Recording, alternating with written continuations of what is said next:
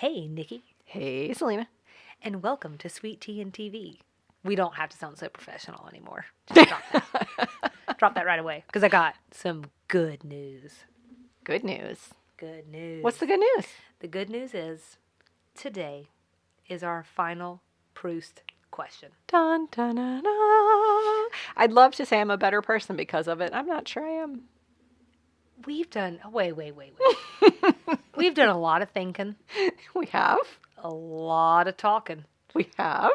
So I like to think that we're all better. We have to be stronger because of it. Okay. Yeah. Just really taking a cold, hard look at yourself. You know? I love to do that. I love to do it in bad Okay. lighting. I love to do it. Yeah. It's like putting your makeup on in natural light. There you go.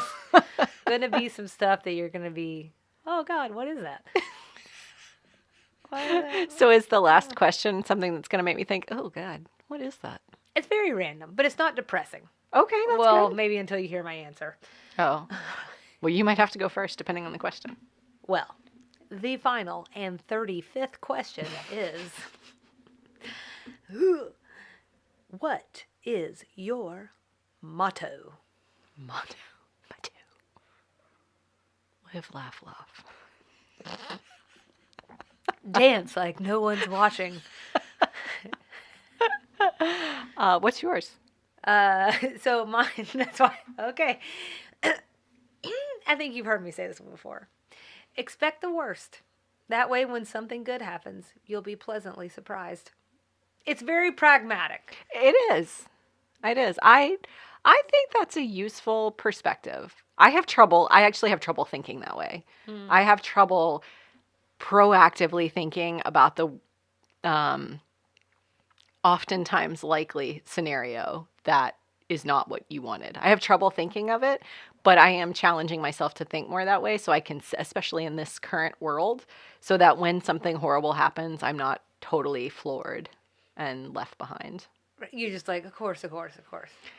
Pretty much. But then when it's like good, you're like, what? Right. How fantastic. Yeah. What do you say? Are you saying you want to adopt my motto? I might have to, because I don't know that I have a formal one.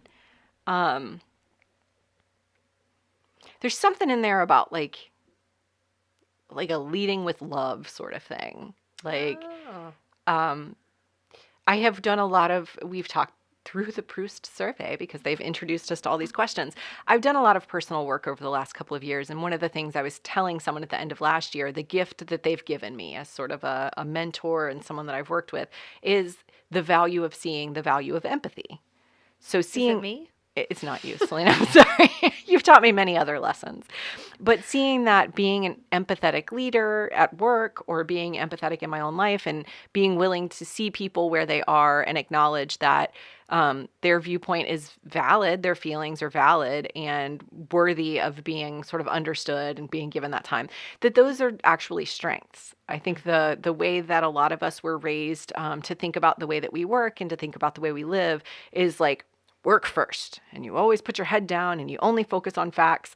And I've always thought that I'm too soft. That's the way I would describe it. Like I would say, like, she's just too soft. Like I think too much about emotion. I'm too emotional, but actually there is value in that.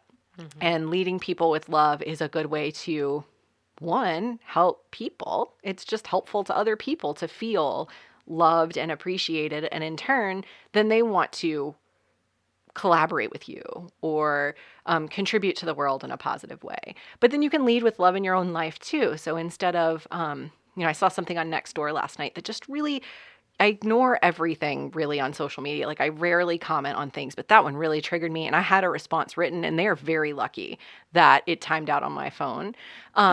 Because my point to them was like, just absolve yourself of judging people until you know all the facts. They didn't know all the facts about a situation they were commenting on, but they were judging really hardly. And so I think looking at someone and assuming like, I don't know everything in your life. I understand you probably are facing your own challenges. So I'm going to start there. It just makes everybody's lives better. That's nice. It's okay to be emotionally intelligent. It is. And I don't think I realized that for a really long time. Well, it is very societal. I Yeah. think it's beat into us that we're not, like also thinking about, with you talking about the work aspect, like at some point in time, someone told me, don't ever say you feel something, say you think something. Mm-hmm.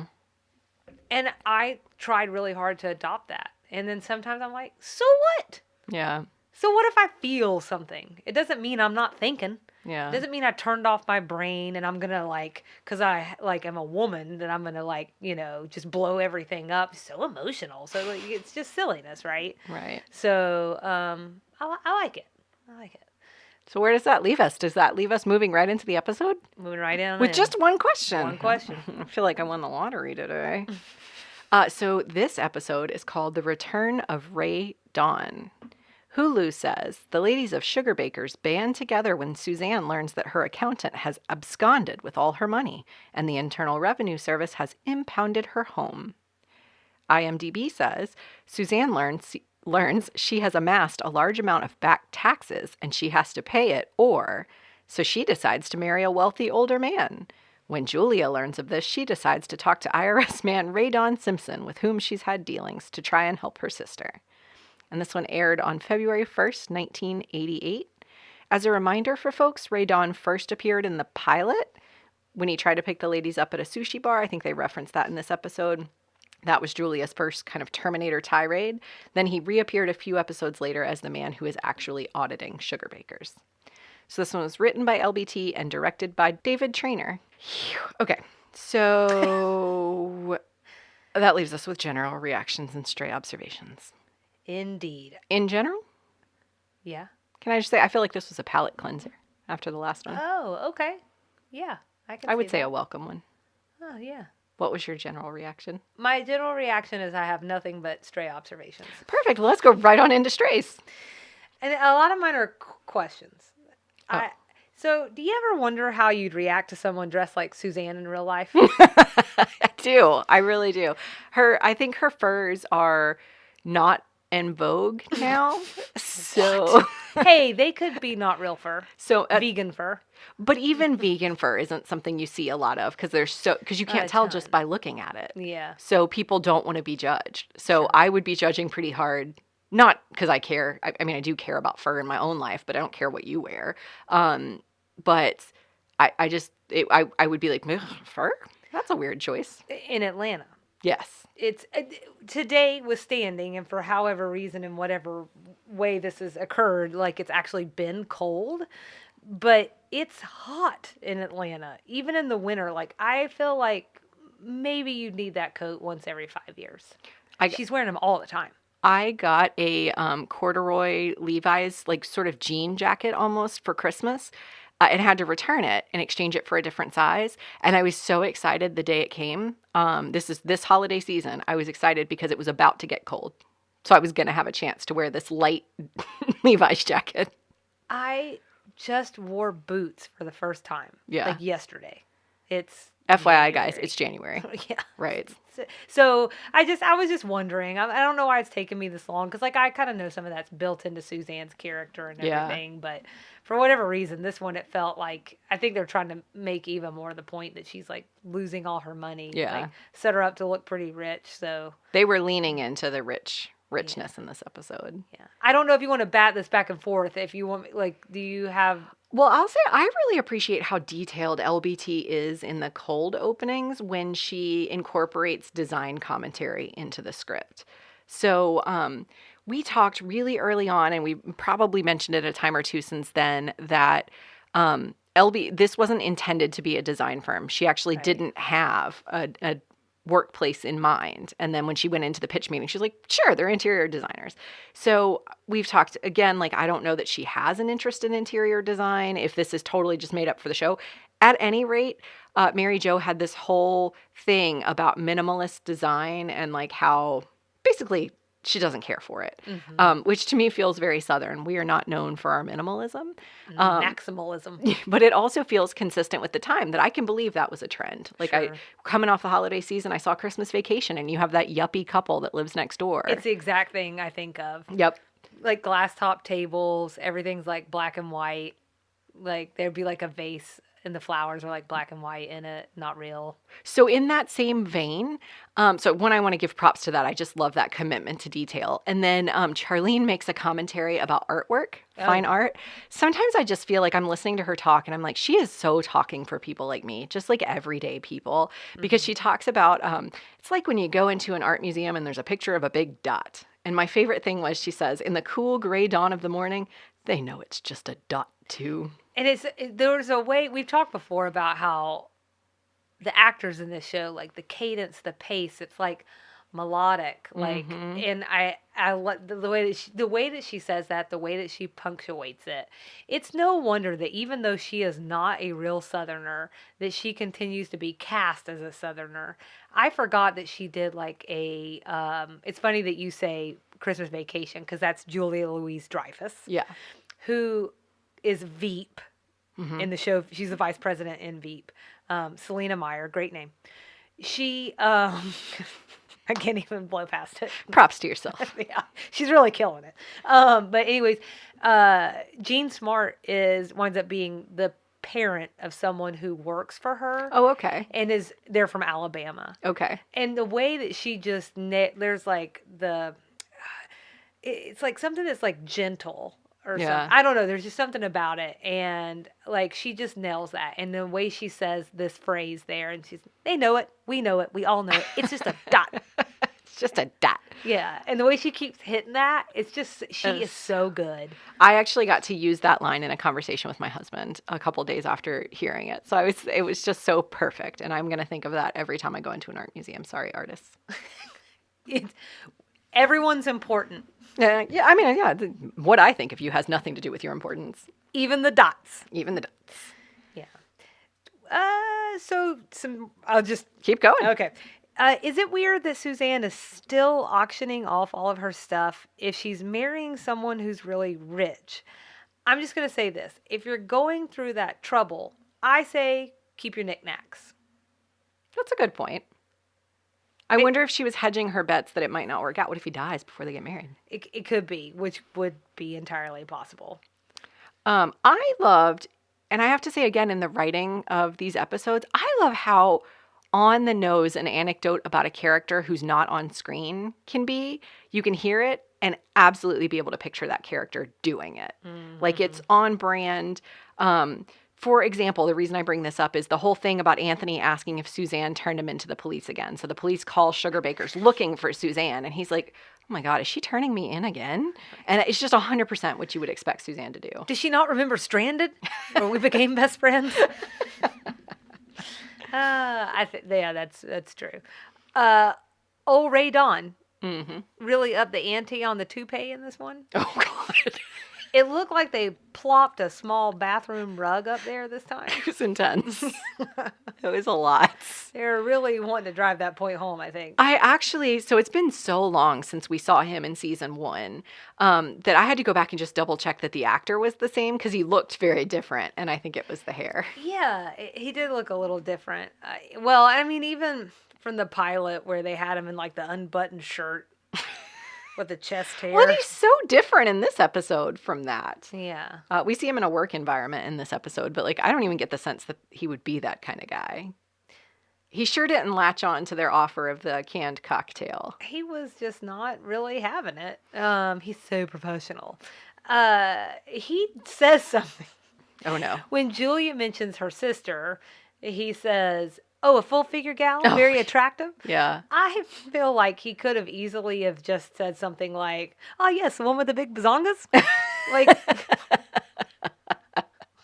Like this is like just normal things to say about people, like at random. Just that one hit me. I got more. Oh, it's funny you say that. I'm pausing for a second because I'm thinking it's funny you say that. I think it is... Now I'm trying to parse through the episode and see if it's this one or the next. I think it's the next one. We talk about Suzanne's weight a little bit more. I think there's something to be said about what Delta was going through on the show. And when he said full-figured, I did not interpret it as big-chested. I interpreted it as another jab at her weight, because later Mary Jo says, I just didn't like it when he called you full-figured. And Mary Jo has a breast obsession, perception, if you will. I can't say it. But so I took it as she interpreted it the same way I did. But that's a good point. Maybe he thought she was well endowed. Well, isn't the old standard whatever? It's only, first of all, in the histories, it was only white women that wanted to be really thin. Right. And I didn't think that the stereotype of a man was ever minding a woman being full figured. Yeah. So, but I think you're making a really good point. So, Ray We'll never Dawn, know. come on the show. Tell us what you meant. So my last stray is the poster of Reggie Mack at the end of the episode. Did you notice it says to call Anthony? It says call Anthony Bouvier. Okay, all right. I didn't, but that doesn't surprise me. And then I took this one out because I was like, maybe this is too straight. But since you brought up the posters, I was going to say, if you're trying to save money, is the best way to save money to buy a bunch of oversized posters. And as you know, printing things is very expensive. It is expensive. Stupidly expensive, I would even say. Yep. That's And what- those were detailed. They were full-on portraits. But it was a 404 number listed. Oh, good. 404 is one of the Good. original area codes for Atlanta. So. That's excellent. Don't you 555 me? I don't need any 555. You can 404 555. That's all I'll take. I have like a handful of other strays. Keep going. Okay. I feel like the fact that we both want to start with strays tells me this was a very stray episode. It was very stray. It was stray. These women, they don't take canned These cocktails in their designing women. purses to bars. No. I don't believe that for a second. So this had to have been a plan that was devised off screen, Yes, right? I think Okay. that's right. Okay. I was almost expecting to find that in the cut lines. We didn't, Yeah. but spoiler alert to the cut lines section. Maybe Sorry, you guys. didn't. Yeah. Suzanne has an indoor swimming pool? I also don't think that was true. Question mark, question mark. Oh, okay. Well, what were they going to do when they lured him back there? Kill him? I don't think they were going to really ever invite him. I think it's that thing where you say, we should totally get together. Oh, we totally should. Let's do it next month. You're not going to love these strays then. I'm just going to poke holes in all of them. Okay. So carry on. I got a couple of problems then with Julia's, let's call it a hard sale to Ray Dawn. Okay. She refers to them as guy-gal parties and mixed swimming. Next. It's the 80s, not the 20s. They're also all adults. And then she makes it sound like this is something unusual. Like, and also, it's a pool party, Julia. It's a pool party. She talks about young, firm bodies, but they're like in their 30s and 40s. So Oh, the bodies can be firm in your 30s Oh, sure. and 40s. mine's just not. And I really don't think I'm going to go around proposing that you want to come to a guy-gal party with me. Well, remember, Suzanne is younger, though. To like 32, though, right? We're not talking about 22. Yeah. Oh, look, Angelina Jolie is like 46, and But I you bet would- you her body's real firm. You'd call her a midlife firm body. Oh, I You feel know, an like- Angelina Jolie type. You tell me Jennifer Aniston's there, I'm there. Well, my real problem is not the bodies. I mean, that is a problem for me, but she says, Have I outstrayed your stray? no, because I'm going to bring it back. So she says this. This is what you're referring to. Have you ever done any mixed swimming in December? You know, where you're right at eye level with all the beautiful white snow, but up close all you can see is steam rising off the winter tans of hard, firm, single bodies. And this is like, that is not far off from the way she said it. Oh, yeah, no, it was Okay. very cat purry. Yeah. Okay. So my problem is that's not a thing in Georgia. We don't get to see the white snow anywhere. This is why I don't think Suzanne really has a pool. And I think she was giving him a sale of, what is it? She's bill of sale of goods? Sale of goods? She's selling him some goods. A bill of good of sales of Kroger. She's selling him things that aren't really going to happen. She's Krogering them. And She's he's got him not some having coupon. it. He's over at Publix. I don't know. Okay. All right. So, but you get me. I like, do. We had different problems with it for different reasons, but all right. Yeah. Is Julia a bad flirt? I don't even think it's a question, but I'm posing it anyway. Yeah. I mean, so let me be clear. I'm a horrible flirt. So but I think she thinks she's good at it. I think she thinks she's doing a good job. Yeah, maybe. I think she has a different perception of Ray Dawn. So I think Oh, yeah, that yeah, yeah. this is what I'm saying. Like the person they portrayed him as in episode 1. That's who she's catering to. Yes. Okay. And he seems to me, the fact that Mary Jo pulls out a canned cocktail and he doesn't immediately go, yeah, you know what? Close the door.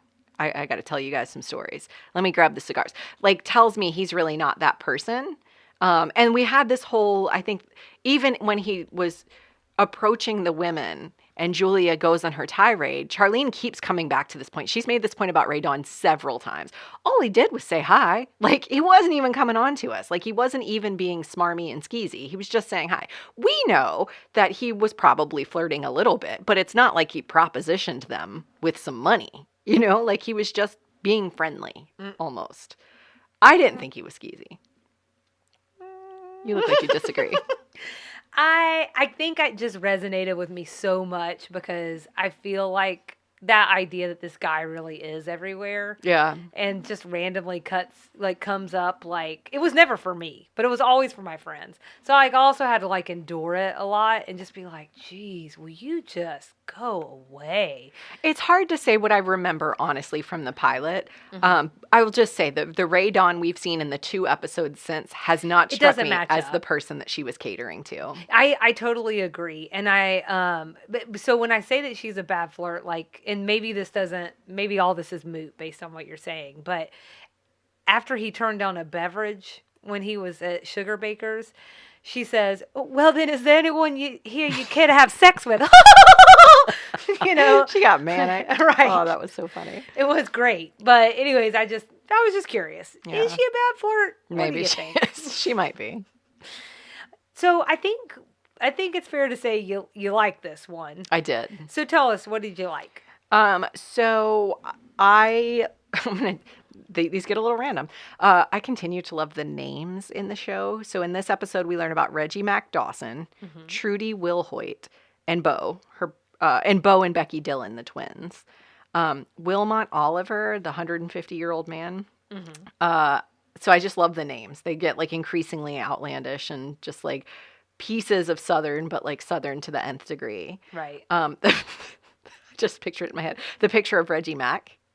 How happy he is. Yeah. Well, yeah, he took all our money. I love the second tier characters. So they're almost not even supporting cast. I'm talking about Roland, who was Wilmot's attendant. I couldn't make all of them out, but I did manage to catch money-sucking whore and society-licking bitch. They're just so funny to me. I thought he was great. He was so great, and I just wish we could see an episode of him, like him and all those other flamboyant characters that we have met so far, and I imagine we'll continue to meet, like the cruise ship guy that we met a few episodes ago. Right. And then I just love a really good throwback. So bringing back Ray Dawn, this character that we've known since the pilot, I thought was really clever. I do have to ask, is the IRS really that understaffed that they just keep running into Ray Dawn? I don't know. Maybe it's jurisdictional. Maybe.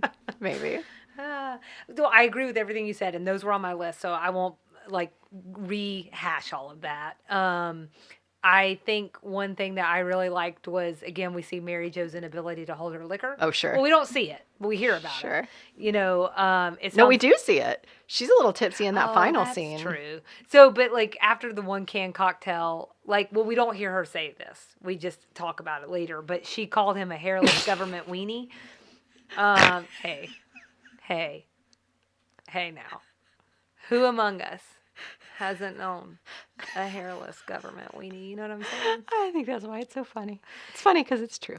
And then, like, back at Sugar Baker's, when they're recounting all of this, she says under her breath, I didn't like that he called her a full-figure woman. Right.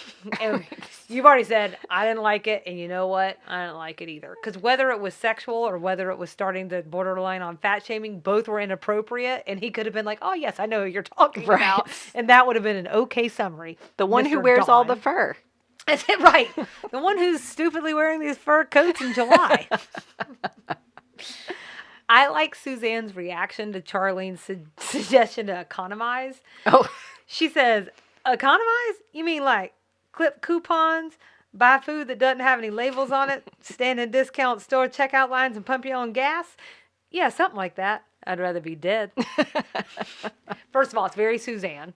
but also like it's all like very visceral. And if you happen to live your life like this, points at self, you know. Well, yeah, me too, but here we are still clipping coupons. Yet here we are. Yeah. Digital coupons. I mean, come on, guys. But to be, like the flip of that though is I'd rather live that life than have to marry Wilmot Oliver so that I don't live that life. Yeah. Well, Suzanne, she's just a little bit more, I think you're different. We're different There people. we go. Let's put it that way. Fair enough. She's willing to put more of herself on the line. Fair enough. Body, soul. I just want to echo the fact that I really did love Roland a lot too. Oh God, he was so funny. He had great dry wit. He really, and like just the physical comedy that happened there, where Julia says, "Could we talk for a moment?" And then they like both kind of very dramatically sit down on the couch, and he says, "Just between us?" And she says, "Of course."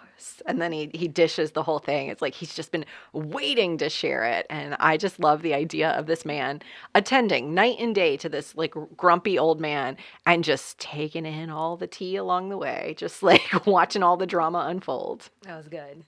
I also have to, side note, I had to delete something off of mine earlier that I feel like you would appreciate. Oh. Underneath me talking about how much I liked him, there was like a sub bullet and it said, "And Roland's the only way we know that." And then I never finished the sentence. Oh. And I just thought you'd appreciate that. Perfect. You know that week, don't you?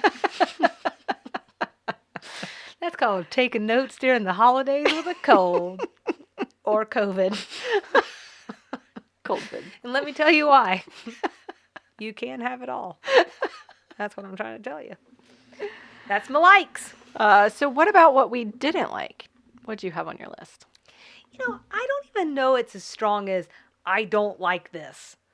But I feel like we saw the things that I preferred would have happened off screen and vice versa. Oh, that's interesting. Yeah. So I don't necessarily want to hear multiple conversations about what happened. I want to see what happened. So Okay. I wish we could have met Wilmot's kids Yeah. and seen that dinner with Suzanne. Yeah. I wanted to see that. I wish we could have seen drunk Mary Jo telling Ray Don off. So what would you have cut to accommodate that? I probably would have cut the scene where Roland comes in with Okay. them, Mhm. and they're just like that's go all see exposition. The atrium, which is just a giant window. Right. They're just like over in the corner. I'm like, this feels so much like a play. Shall we go to the solarium? Right. And you just just like a window. literally see their backs. I'm for the going to whole- start calling the sunroom off the back of my house my atrium, though. Yeah. It's not filled with kids' toys and my work computer. It's my atrium. Right. Okay, and here's the thing. Like, you didn't have to cut everything at the end where they're sort of recapping what happened at Ray Don's office. But we could have gotten the government I weenie see. line. Uh-huh. Like, we could have gotten that, and then it faded over. And they could have And then been you just like, get the until you tail called end. him a weenie, Yeah. and then started in there. Yeah. Again, not as a professional. This is a non-professional opinion, but that was the only thing that I felt that way about. I have nothing that I disliked in this episode. Oh, you know what that means? What does it mean? Well, one, it means let's go to this rating. Let's rate this sucker. Okay. Okay. But also, I need those words. Does it? Oh, excuse me. Are you ready to rate this sucker? I'm ready. Also, does that mean that you're giving it a perfect? Don't spoil things, Selena. So, would you rate it? So my rating scale is unfortunate slingshot accidents. Okay. Because they did talk a good bit about Wilmot's children. We'll get to it in cut lines. There was a piece that was cut that I would have loved to have heard. But they're not great people, basically. And so there was a slingshot incident. I give it a 4.99. And I'm doing that. Did you just change it? I'm doing that. No, that was my scale because I don't think it's quite 5 worthy. Like, I didn't like want to rush back to watch it again. I've had a couple episodes. I can't remember now off the top of my head which ones they were, but a couple that I would love to watch again. This one I would love to watch again, but not like, let me just restart it right now. But I would totally watch it again. Okay. And it was, like I said, a welcome palate cleanser from the last one, which was, we talked a lot in that episode about discomfort, having to sit with a lot of uncomfortable feelings and parse through some uncomfortable perspectives. This one was like totally what I am at this point in my life watching TV for, which is genuinely just to be entertained. I just need to turn my brain off for a little while. And there wasn't a single thing in this episode that I didn't think was hilarious. That's nice. I really liked it. All right. What about you? I gave it a 3.2 out of 5. Oh, that's low. Yeah, I feel bad now. You should. What's so your rating sorry. scale? Maybe it's because you're colored by your rating scale. It's 3.2 out of 3.3. Oh, you mean what's this? I was just trying to make you feel better about the number. It's not working out. Full figure gals. Oh, okay. So 3.2 out of 5 full figure gals. What happened? I really don't know. I think I might have the rating's really hard for me because by the time I get to the rating, I'm tired. Oh. So it's probably more to do with that. I'm sorry. Hold on. I'm still, look, nothing's. I just don't think a Nothing's 3.2 definite. tracks No, with only one I'm gonna thing you do- dislike. I'll do 3.7. Although the thing you disliked was basically the structure of the episode, so. What a wonderful segue into me saying that I like the ingredients. I would have changed the amounts. You know, so I think I'm into seeing Ray Dawn again. I like that for whatever reason we like that. It makes for interesting interactions. Yeah. But we skipped out before it got good. Yeah. And you know, it makes perfect sense to me. Everything Suzanne's doing. I think that character like is being well written and very well within the guardrails of who Suzanne is on this show, especially with her money being threatened. But I wanted to live in that world for the day. So I think but that's a good complaint to have. I want more. I get that. You know, I want to meet these crazy kids. Yeah. I really wanted to see them. That would have been great. I'm wondering if it's just like money. They just don't have enough money to. Oh, yeah. pay They that can't many support all of actors that. Another set. It's like a whole other layer of stuff. We're still on season 2. I think it's creeping up in the ratings now, but it's still not. It's not getting towards its peak, I think, until season 3. Anybody who creates TV, though, I do think a television show about a very, very wealthy old man, a woman who has been in society for a long time but has fallen on hard times, trying to get in with the family, and then his, like, murderous children. I would watch that. I'm into it. Like a dark Schitt's Creek. I'd watch that. Thought you were cussing, which I'm like, Sorry. Nikki over there cussing. Sorry. Oh, don't be sorry. It just seemed out of character for you. So yeah, actually, like the whole time while I was watching this, I was like, this is like Succession, which is on HBO. It's really good. I've heard of this. It's supposed to be like the Murdochs. Okay. Okay. It's great. It is comedic. Is this the Culkin kid is in that? Yep. Okay. Okay. Yeah, and it's really good The because Culkin kid who's my age, or a little bit younger. older. He's older? It's always Oh, exciting. what a thrill. Now. I know, a thrill a minute. And the fact that I call him a kid. That baby. The Culkin old guy, but not the really old one that was in Home Alone. Yeah, he's really old, like 38. Kieran Culkin. Yeah. He's very entertaining. He's wonderful in the show. I mean, everybody's a terrible person. Yeah, that's what. So actually, he I think he hosted SNL recently. He did. And I watched some of his clips, and he's hilarious, and I just love his story in Hollywood. But one of the things, I read an article about him where they were talking about the character he plays on that show, and they said, like, in a cast of characters of everybody who's terrible, he's just really good terrible. It's true. And I think one of the things that...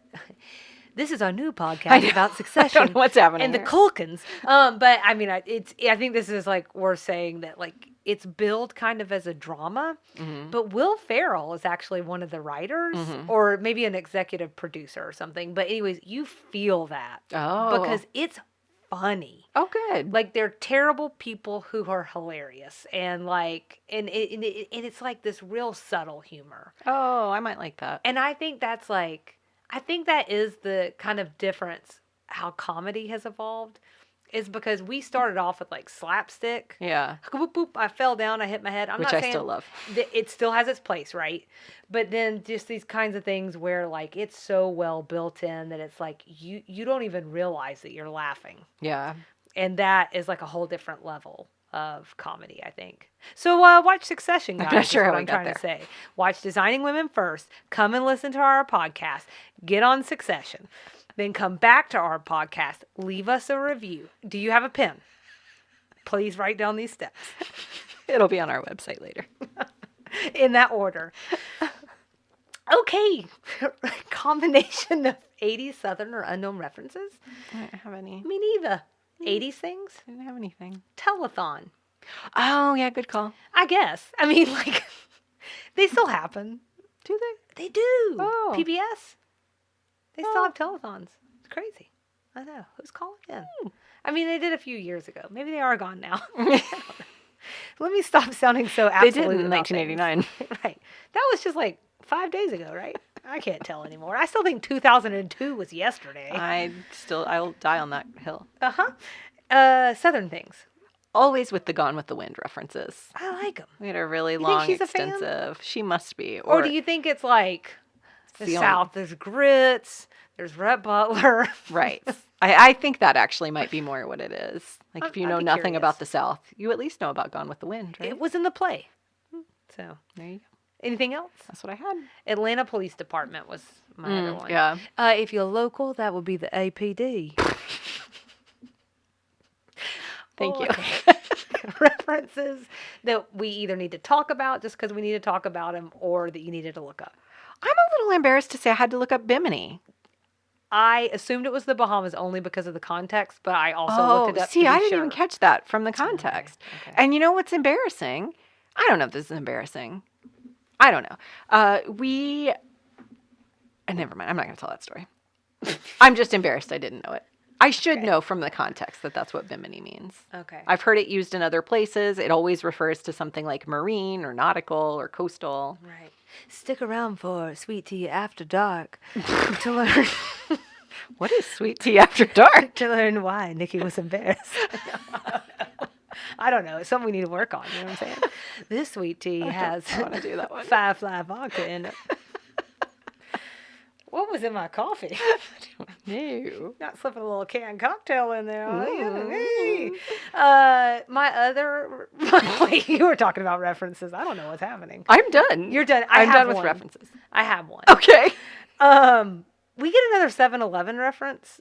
Oh. This time Charlene is like saying we can put little donation boxes in all the 7-Elevens. Oh, I remember that. Okay, fine. I got called out. I wasn't right. I was too strong in my assertion that there's never been a 7-Eleven. There never will be one. And as long as God is my witness. Now, while we're on the Gone with the Wind. Fine. There were maybe like 1 or 2 7-Elevens. But there wasn't enough, I don't think, to go around and just put them in all the donation boxes.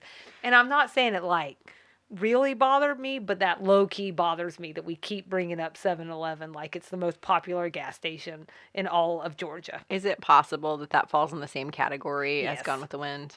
Yes. Or this category of like, if there was a southern, like a gas station that was only in the South, which I don't think there was, but let's just say there was, and no one knew it. They wanted to be clear that we are talking about like a rest stop situation. Yeah. So, but I gotta talk about it. I get it. This is a Southern podcast. I get it. Cut lines?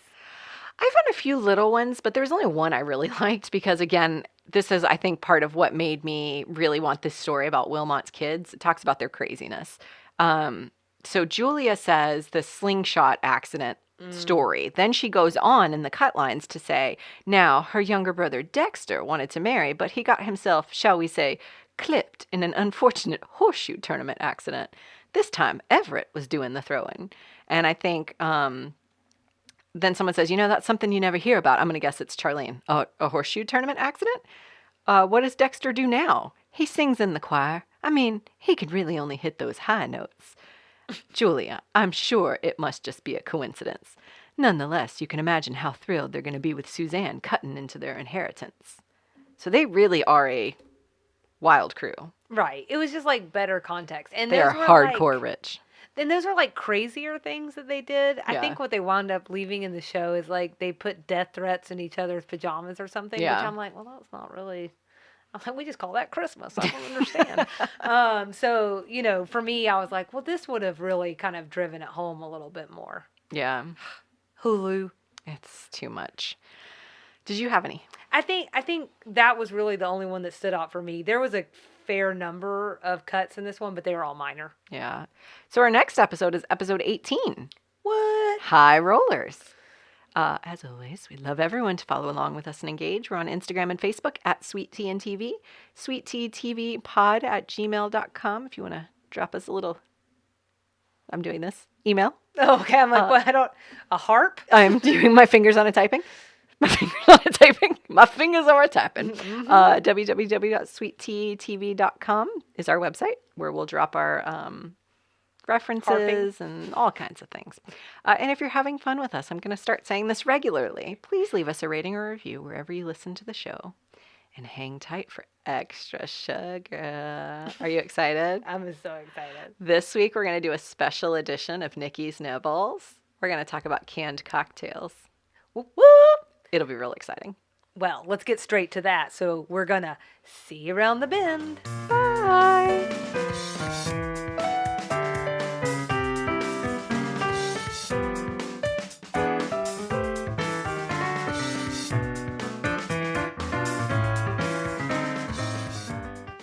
Welcome to this week's edition of Extra Sugar. It's the next chapter in Nikki's Nibbles. Come on, y'all, let's talk fiddles. Nikki's Nibbles. Come on, y'all, let's eat. That's right. In honor of another Drunk Mary Jo episode, I want to explore the canned cocktail a little bit. So if talk of alcohol isn't your cup of tea, or if it triggers you in any way, just skip this section and come back next week. But to start, Selena, you're not a drinker currently, but at some point in time, you did enjoy the devil's juice, no? I may have had a cocktail at some point. Did you drink canned cocktails? Did you have a favorite? I don't think that was a thing for me. For you? Okay. Yeah, for me. It doesn't mean it didn't exist. I have a whole historical segment that's going to say it did exist. Yo, absolutely. So you weren't into it? No, I was more of like a beer and shot kind of girl. Oh, my. Oh.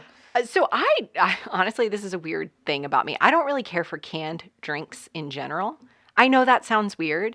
I just think cans give it like a weird flavor. Absolutely. Yeah. And then if you add alcohol to that, I don't know.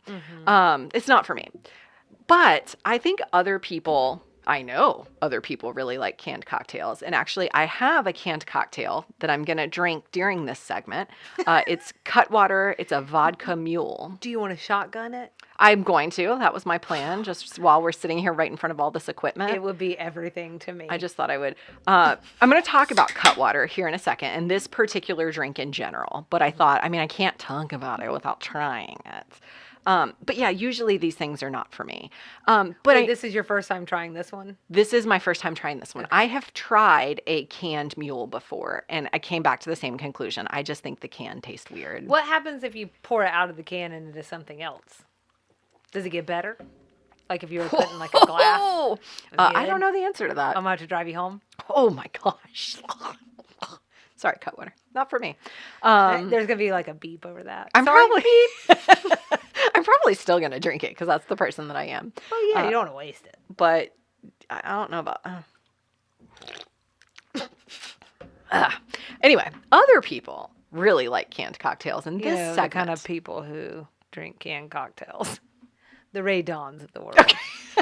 Not Ray Dawn, Mary Jo. No, just Mary Jo. Mary Jo. Maybe. Well, they devised a plan, we decided. I guess they must have. I guess. I don't know. Would you believe me, Slave? I'm bringing us back on track.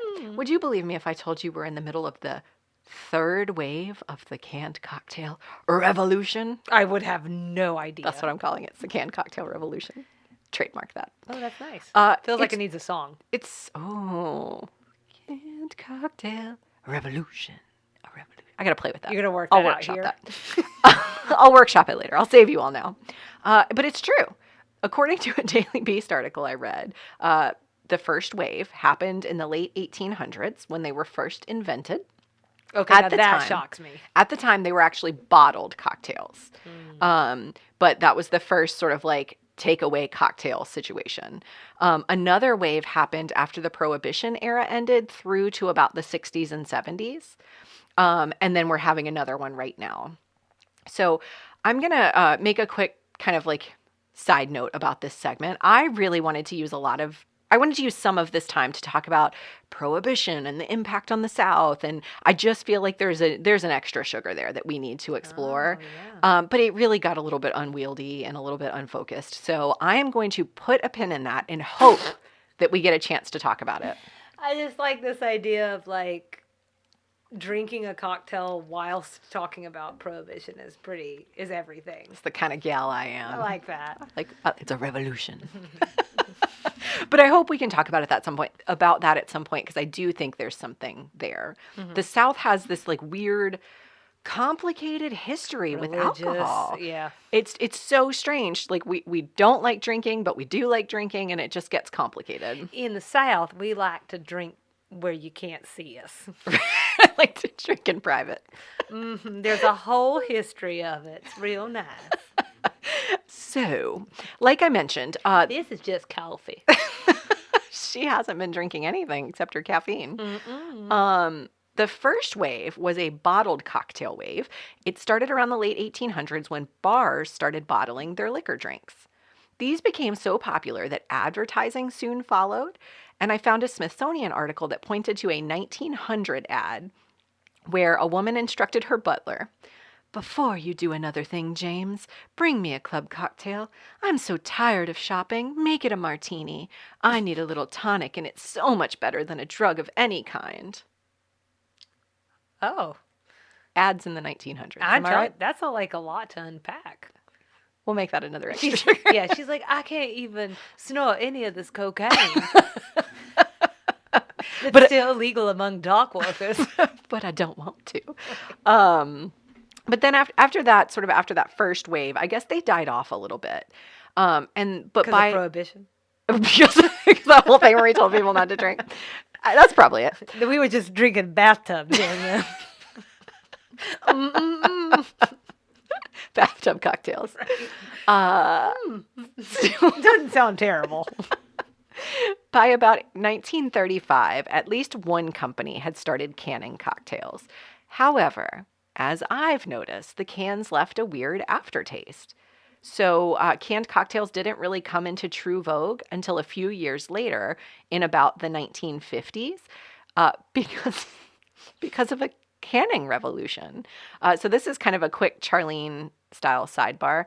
I didn't know where else to put this, but I'm going to put it here. It fits here better than anywhere else. The Smithsonian article I mentioned talked about a revolution in canning thanks to the Molson Coors Brewing Company in 1959. That was really the widespread, kind of the starting point for widespread drink canning generally. It was developed because of the CEO's commitment to sustainability. So he came up with this unique method of canning that was able to use recycled metal. And according to that article, because of that work, this is mind-blowing to me. It's all relative, but it blew my mind. Roughly 80% of all the metal ever made, steel or aluminum, is still in use today. Oh, wow. Because of how much you can recycle it. I am impressed by that because honestly, I thought you were going to say, and here's the 5 reasons that it blew up in his face. Oh, no. I thought you were going to be like, and 80% of the metal in the ocean comes from beer cans. She's never been here for one of my extra sugars. I look for the positive. I found that too. Blew my mind. That is wild. Anywho, so we're going to fast forward to the late 80s, which is when our Designing Women episode was recorded. Well, see, now I feel bad. About what? Because I feel like maybe I need to just suck it up and drink canned drinks anyway. Oh, I wouldn't take that away from it. Oh, not that far. I wouldn't. No, I wouldn't. I wouldn't make yourself force them to recycle metal on your account. Okay, I feel better then. That's all you needed? Yeah, just tell me it's okay. So by the late 80s, canned cocktails really weren't hugely in fashion at that point.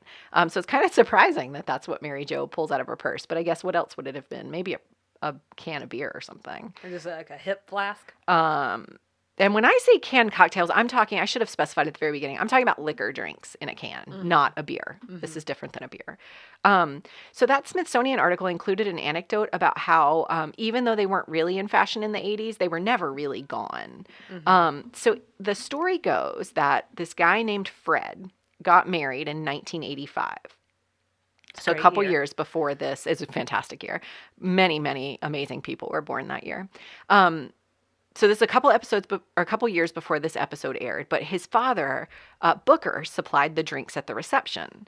So Booker happened to be Jim Beam of Jim Beam Bourbon, happened to be his grandson and a sixth-generation master distiller. So he made Jim Beam bourbon for the reception that he made himself as the master distiller. Wow. But he also brought cans of Jim Beam and cola. They specifically say cola, so not Diet Coke. I mean, not Coke. I drink Jack and Diet. After the wedding, back at headquarters, Jim Beam headquarters in Chicago, they did brainstorming, soul searching, and they ultimately decided to make canned Jim and Coke a thing and sell it out on the market. It wasn't the company's first try at canned cocktails, but it had been several years since they had one, and it brought them back into the game. It's interesting. So the Daily Beast article I mentioned at the beginning talks about this, I don't know if you call it like a philosophical argument or whatever, but every trend toward complexity begets a significant trend toward simplicity. So every time we have something complicated that's in fashion or in vogue, the next trend is going to be something very simple. Yeah, we can't decide what we want. Sure. Or we try enough of one thing and want to go the complete opposite. It's like politics. But it's interesting because each one of these rises in canned cocktails has followed a trend of complex cocktails. So Smithsonian says that Cosmos and flavored martinis came into favor in the 1990s, which may have been why canned cocktails died off a bit. Yeah. We moved away from cans and we moved toward those really complicated, I think of them as like the Sex and the City sort of drinks. Or like what's going on today.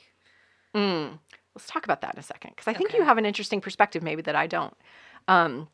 The guy from Jim Beam that I mentioned earlier pointed out that price could have been at play a little bit too. He said it's actually just cheaper to buy a Coke and a bottle of Jim Beam than to get the canned version. Oh. So just go buy the raw ingredients because canned cocktails are taxed as spirits, even though that only accounts for a proportion of the liquid. And I guess when you do the math, it works out cheaper just to buy a bottle of the whole spirit, and then you have it to make more. That's interesting. They say that also helps explain the rise of malt beverages like Zima in the late 80s and early 90s. It sounds like those are just taxed less. Pop you a little Jolly Rancher in there and have a good time. I've never had a Or Zima. Starburst. I've never had a Zima. Yeah, well, that's because you were an appropriate person, and in the mid to late 90s, maybe I shouldn't have. Go on. So that tax law on spirits still holds today. And they say that also might partly account for the stratospheric growth of drinks like White Claw, which are really the 21st century's version of a Zima. Oh, yeah, for sure. Either way, it's clear canned cocktails are having a huge moment right now.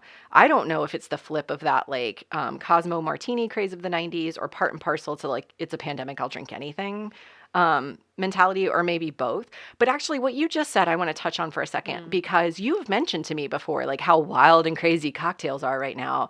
And I don't admittedly, I don't go to restaurants very often, but I specifically don't go to really trendy restaurants. So maybe I've missed this. I actually thought people had gone simple with their drinks. You think that's not consistent with what you've seen? Well, I think we're seeing both. So when you're talking about the Trulies and the White Claws and all of that jazz, I think absolutely it's having a big moment still. Enjoy that mule. Oh my gosh. So I think that's definitely happening right now. I think that especially in the South, because we can finally have the microbreweries, which we haven't traditionally been able to, we haven't had the same abilities. There was all these really weird laws on the books. Well, we've seen that market just flourish in the last 5, 6, 7 years. And it's crazy how many breweries there are in the South now. So IPAs, these specialty brews, all this stuff, they're all having a huge moment too. I would say, I don't know beer has ever been as good as, and this, I will tell you that a lot of this comes from the fact that I get to sit around and hear my husband talk about it with some of our friends sometimes, about beer's just never been as good as it is today. So some of this, but I mean, there really is a true revolution happening. My 16 years of drinking experience tells me in all of the history of beer, it's never been as good as it is today. Screw those guys in Germany who've been doing it for 3,000 years. I don't have a real clear picture of the history of the globe, so that'll be a future Nikki's Nibbles. Yeah. But then there are in like a more traditional bar setting or like in restaurants. And I don't think it has to be like a super fancy or trendy one. They're just putting everything in there, like the egg whites and the foams and like Not stuff at that my I Mexican restaurant. stuff that I can't pronounce, or like they'll do like these giant like bubbles on top of the cocktails, Right. and or they're steaming, or they walk over to you, just the drink. Like, but you know what I'm saying? So like, Put it on a robot. yeah, and every time I always blank on the name, the mixologist. And it's always like, and there's definitely like a stereotype that exists of this person, you know. But they're doing some really cool, yeah, handlebar mustache. That's right. I just did it with my finger. You know, and then it's like a very hipster kind of thing Yeah. is what I think people think of. But I've been to some really cool places, including like, there's like a half bar, half, and it's not the only one of these exists. There's a lot of these now, but I've specifically been to one in Atlanta where it's like half mixology, half barbershop. And so it's like a really nice bar on one side, and on the other side, you walk through a door and you go and you sit in like a traditional What? barbershop situation. What's and the get link? yourself a cut and shave. I don't understand the link. People want to drink all the time. Men. You don't have to be a man to go there. Okay. You can be a woman. Okay. Or To go to the anyone. bar or the barber. The barbershop will see women too. Sure. Oh, okay. Now, do most women want to go to a barber? I don't know. I've Well, never that's what been I'm to a wondering. barber. So, and obviously there were men in there, but like, I definitely know women who wear shorter hair. And, They get the undercut and yeah, okay. Interesting. and it was a really cool place. Like, and I don't know why. Sometimes it's just cool to have weird things happening at like places that are traditionally like boring. The idea to like keep someone around, or you're going to be there for hours, why not make a little money off of them? I get that. The other place where you see them pop up too is like that you wouldn't think of as traditionally having a bunch of drinks is like a laundromat. Church. Well, is it Catholic church? I don't know. Southern Baptist. Okay, look, that might be going down a different path. Anyways, so like a laundromat situation, like Bubbles and Bubbles. It's like Does that champagne and exist? stuff. Yeah, they have places. Oh, like okay. that I too. thought we had a new business. Oh well. Doggone it, Selena. Whenever you're ready. All right. Well, Canned cocktails. that wasn't part of my segment, but thanks for that aside. Sorry. No, it's helpful. Either way, any of this, taking it into account, the Smithsonian article said the ready-to-drink category, they call it the RTD category for the in the know, grew 214% from 2009 to 2019. Then more recently, according to Nielsen, RTDs grew 40% from 2018 to 2019. It's huge. And in late September 2020, they were up 162% from the past 17 weeks compared to the same weeks the previous year. So they grew a lot in 2020. I wonder why. What happened that year? What's going on? So if you're a canned cocktail connoisseur, I found an article on liquor.com with a ranking of the best in 2021. I am actually drinking the number one. It's like the fourth day of 2020. Oh, 2021. I'm yes. thinking. I'm up to date. She's behind. I am.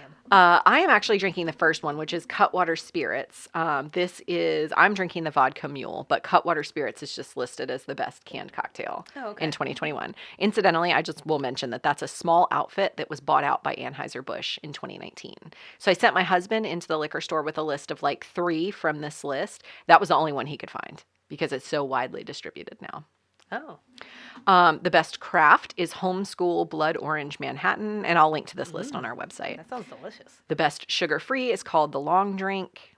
The best whiskey is Rogue Spirits Ginger Lemon Whiskey Mule. The best vodka is Craft House Cocktails Moscow Mule. I'm realizing now I'm not drinking the best vodka-based drink. I'm just drinking the best overall brand. The best Bloody Mary is 10 Barrel Brewing Company's Bloody Mary. The best tiki drink, but this is really my wheelhouse, is like the tiki drinks, Right. is called Drinksmith. So it's DRNXMYTH, Drinksmith Rum Punch. And the best margarita is Dolce Vita Sparkling Margarita. Ooh, I love a good margarita. that sounds refreshing. But because we are who we are, I also wanted to share some specifically Southern brands. So this is a list of 8 Southern canned cocktails from styleblueprint.com. This list also includes some hard seltzers. So seltzers are more in the beer, like the malted category, whereas what I had originally conceived of was like liquor drinks, which are like vodkas, fermented potatoes. So it's a little bit different, but this is the list I found, so live with it. Austin East ciders, they are ciders and seltzers from Austin, Texas, was number 1. Cathead Distillery, incidentally Mississippi's first and oldest legal distillery, is serving up ready-to-drink sparkling vodka sodas. Canteen offers 0 sugar, 0 carbs vodka sodas, and they're out of Austin, Texas. Colony Cocktails, I found this fascinating. They donate 10% of their proceeds to charities working to end hunger. That's nice. World hunger. So that's Colony Cocktails. Pickers Vodka, ready-to-drink vodka sodas out of Nashville, Tennessee. Post Meridian Spirits is from right here in Georgia. They claim to be Georgia's first canned cocktail company, and they offer Mai Tai and margaritas. My husband couldn't find that one. Yeah, I was really trying wanted to that one. see if I could picture it in my head, but I can't. Ranch Water is a line of hard seltzers from Texas. I like that name. Yeah, it's really cute. And then Tip Top Cocktails is another Georgia line offering old fashions, margaritas, etc. I like that. So I'll leave you with this parting thought from the Daily Beast article.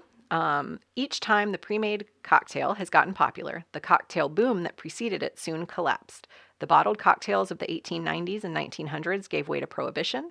The bottled and canned drinks of the 1960s and 70s led to the tequila sunrise and slippery nipple. So what's next? I don't know, but I can't wait to find out. This has been this week's edition of Extra Sugar.